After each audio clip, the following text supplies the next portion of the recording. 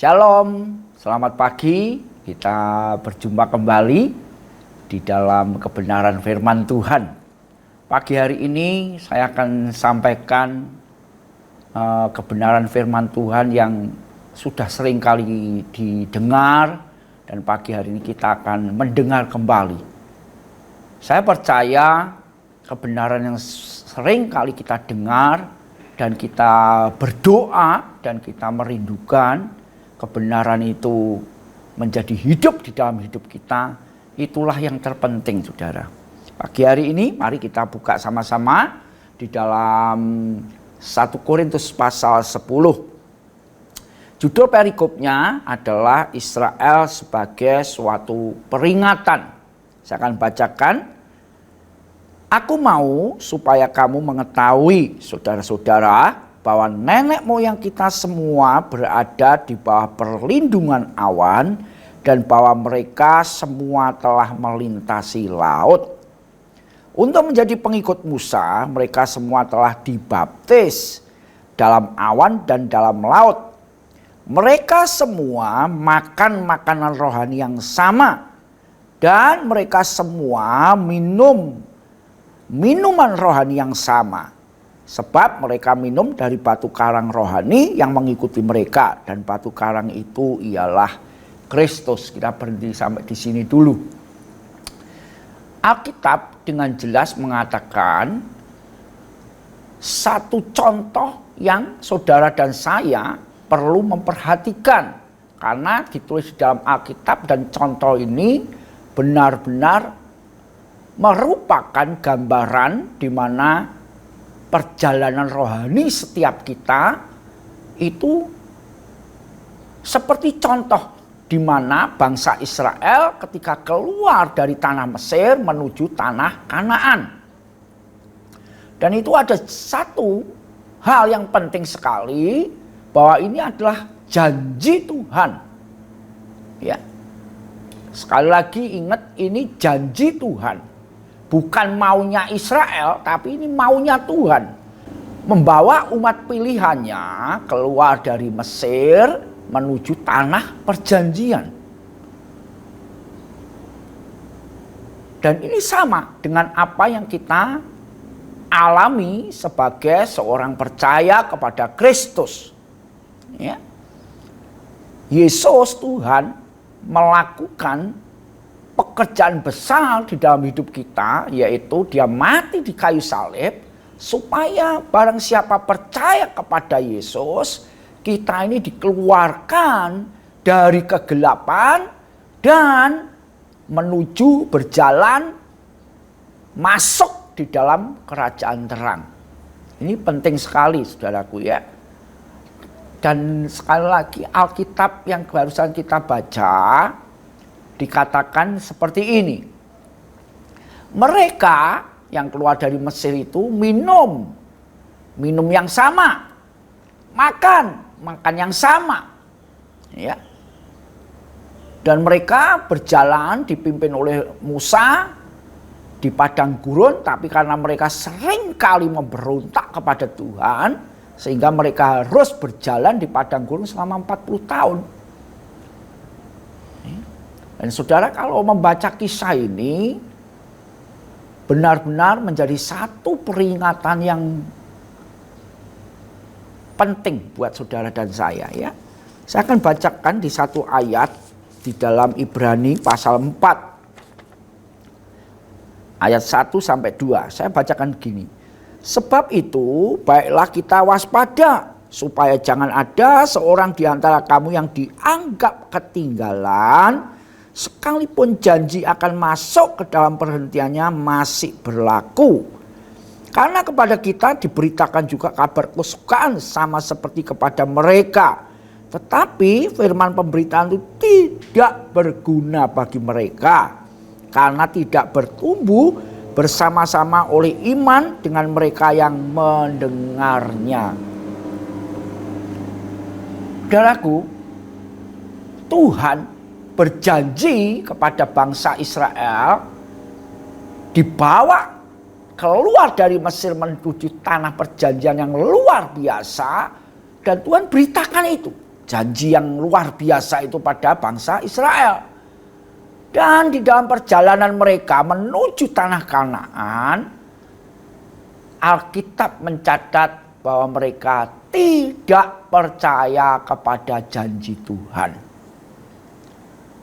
Ya. Dan sering kali kita jumpai pemberontakan-pemberontakan yang terjadi selama mereka berjalan di padang gurun, saudaraku. Dan ini benar-benar firman yang disampaikan oleh Allah tidak berguna.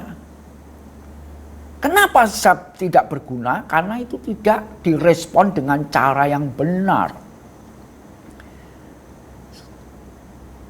Mereka makan dan minum makanan yang sama, minuman rohani yang sama, tetapi semuanya tidak berguna. Kenapa?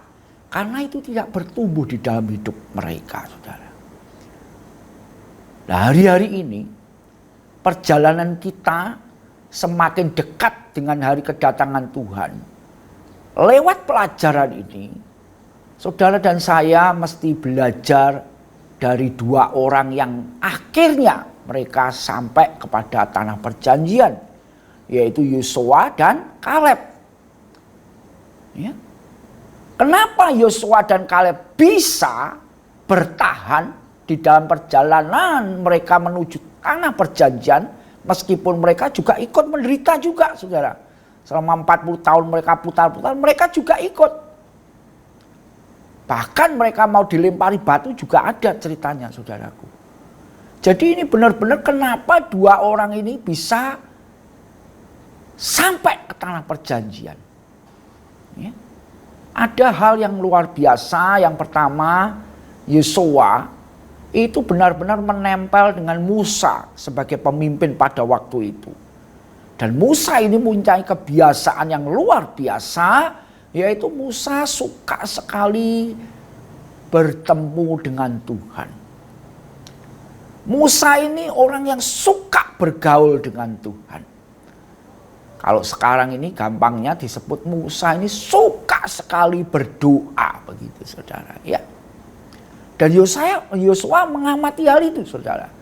Oleh sebab itu Alkitab mencatat Keluaran pasal 33 ayat 11 itu jelas sekali. Dikatakan Musa masuk ke kemah pertemuan dan Musa mengobrol sama Tuhan. Setelah itu keluar dan abdinya Yosua itu tidak keluar dari kemah, saudara.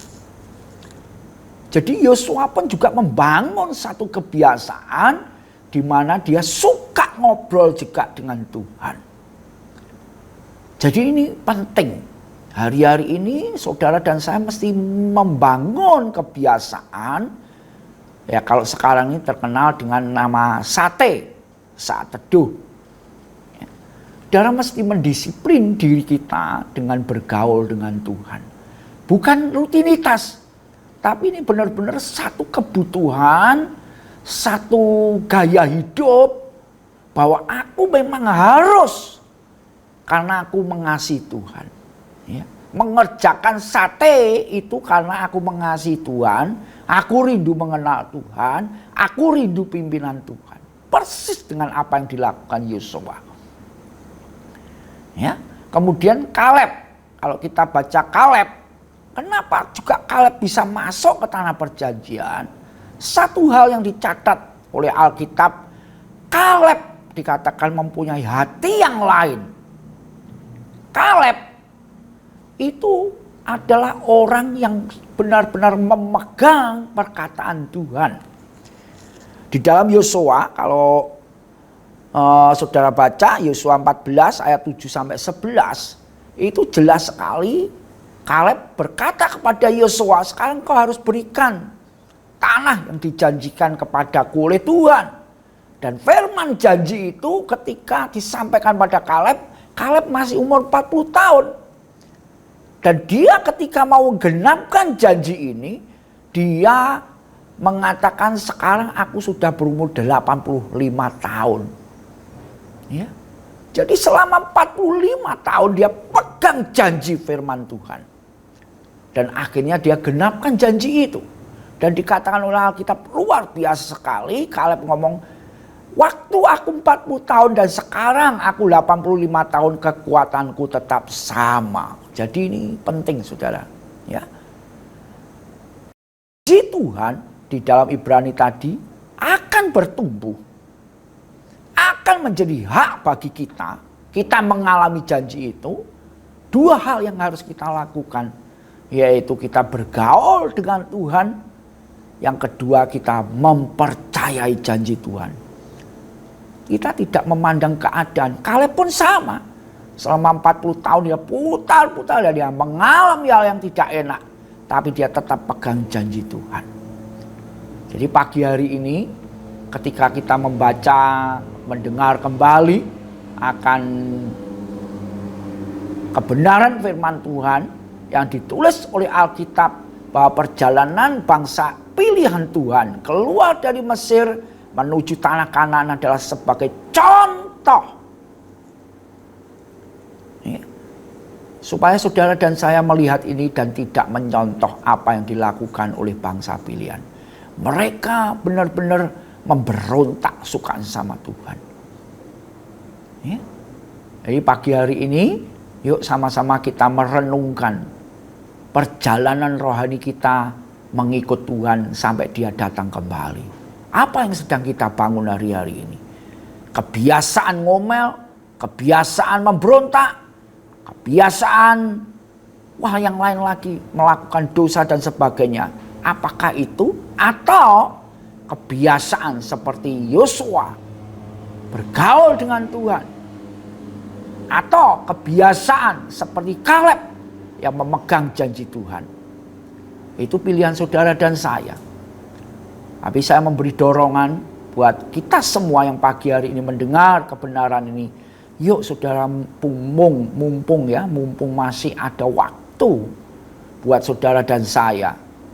Mumpung masih sehat, yuk kita bangun saat teduh kita. Ya, kita bangun benar-benar serius.